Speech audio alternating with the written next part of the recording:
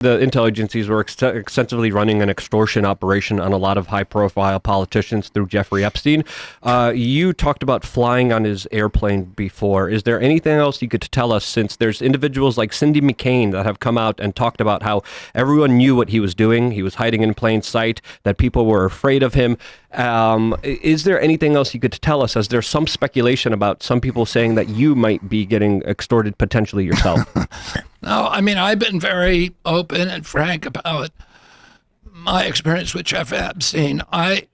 Jeffrey Epstein was a figure in New York. My wife had a relationship with my wife, who took her own life in 2014, had a relationship with Ghislaine Maxwell, I think, through my wife's old fiance, who had been a Greek, who had been raised in Britain.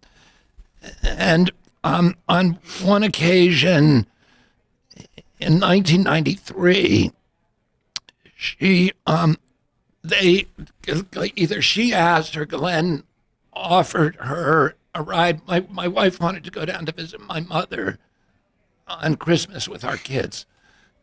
And she said that Glenn had offered her a ride on the plane because they went down there from New York to Palm Beach every weekend. So I wrote on that.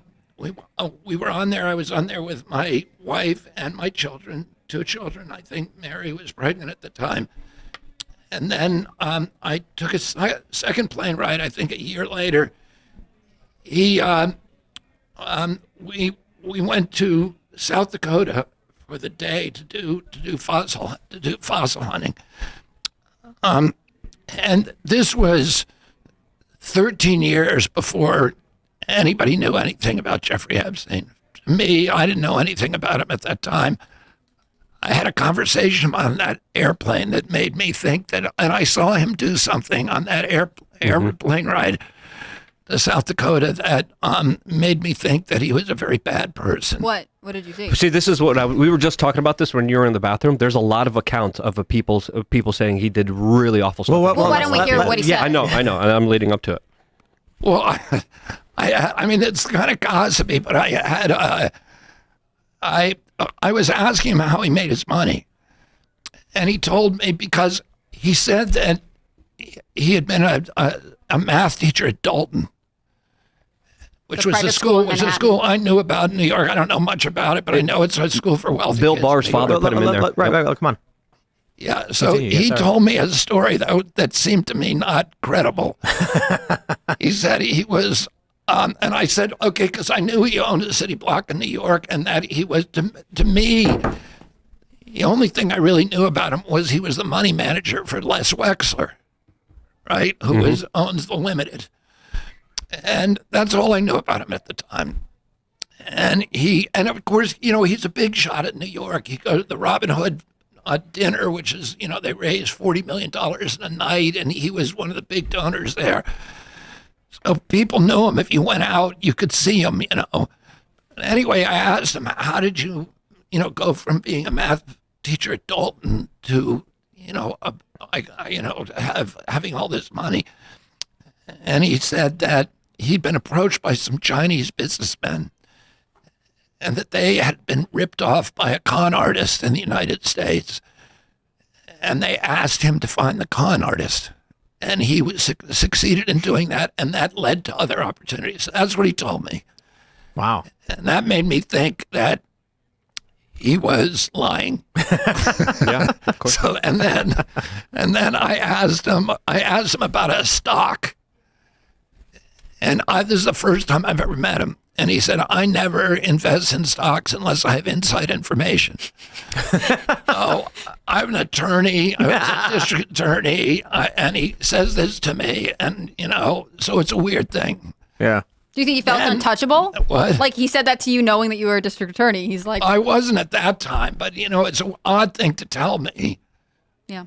A stranger who, you don't know. Unless you're really confident you don't get in trouble, right? Were there any young children there? No, I never. My kids were there, but on all my flights, the 4 flights, which are back and forth from Palm Beach and back and forth from Rapid City, my kids were on board on all of them.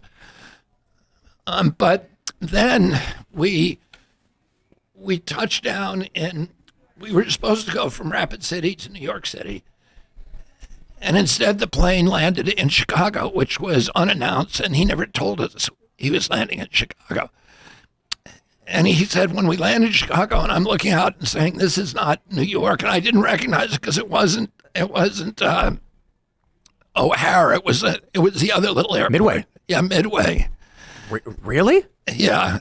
Wow. But he's landing in a private jet, and I think there's private jets. That's where they go in. There's a few smaller regional ones. Midway's. It may have been those. Yeah. I don't know where it was, but it wasn't O'Hare. Was it Chicago? Was it surrounded by gray walls? I don't remember. This was this would have been 1993, so that's 31 years ago. Yeah. Okay, I have very little memory. I do remember what happened, which is he said, "Oh, I have to make a trip to Europe," and unanticipated.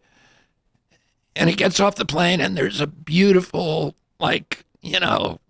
very, I would describe her as a hot blonde with a lot of kind of biological exuberance, let me put it that way, who was waiting on the tarmac next to a white Mercedes.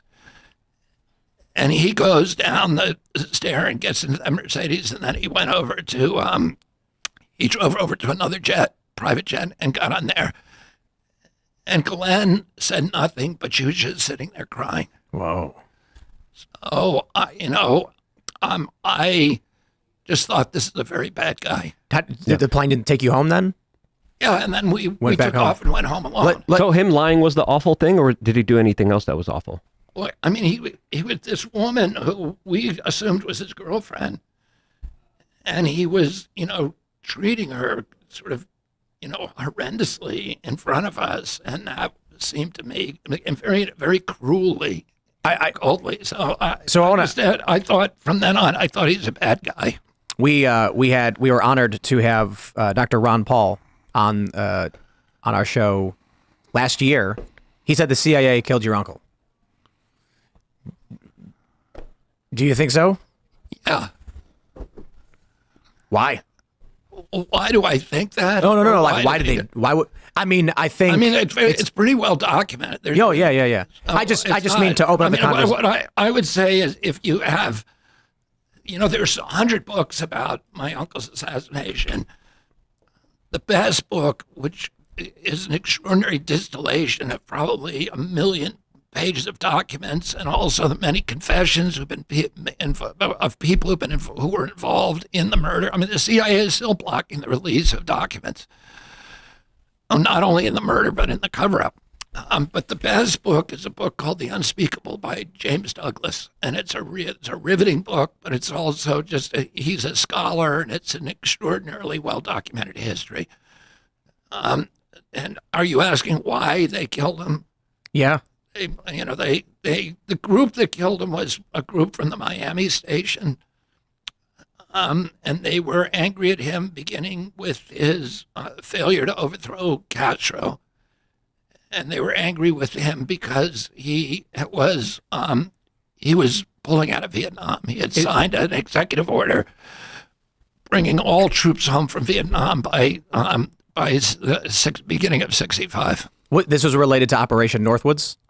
No, Operation Northwoods was another thing that, this is all part of his battle with his military-industrial complex. But after the Bay of Pigs, he fired the head of the CIA, Alan Dulles. But Alan Dulles did not stop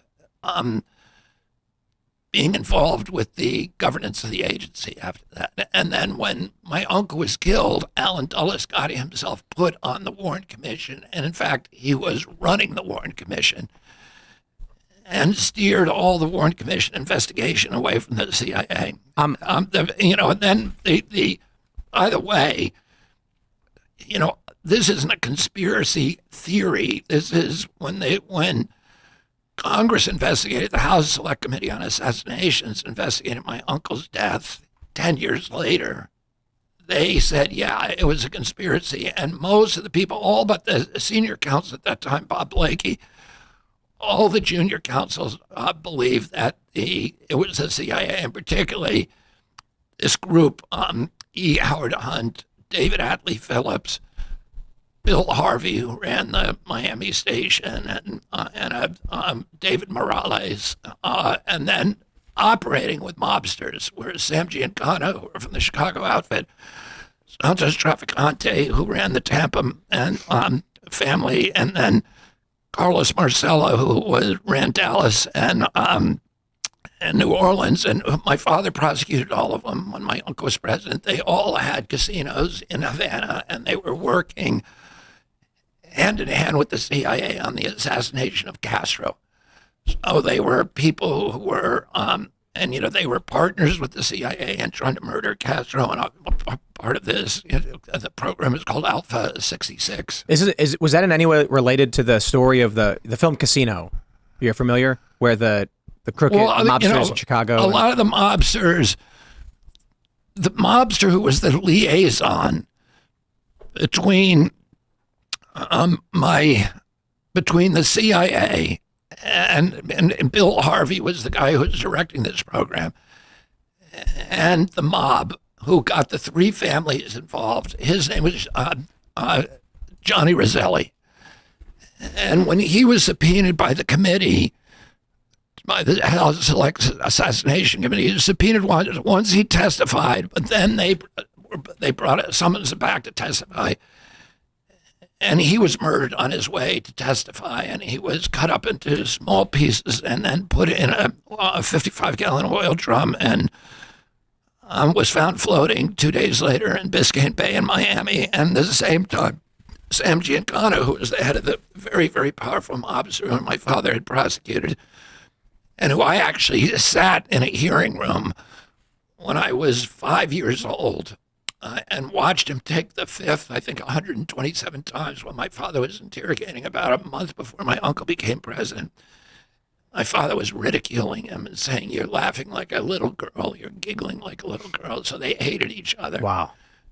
And Giancana, who was, also involved in the assassination, he was also subpoenaed by the committee, and he was murdered just before he was supposed to appear. He was executed in his basement. Thanks for checking out this clip from Timcast IRL. Make sure to watch the show live Monday through Friday at 8 p.m. Subscribe to this channel, and we will see you all there.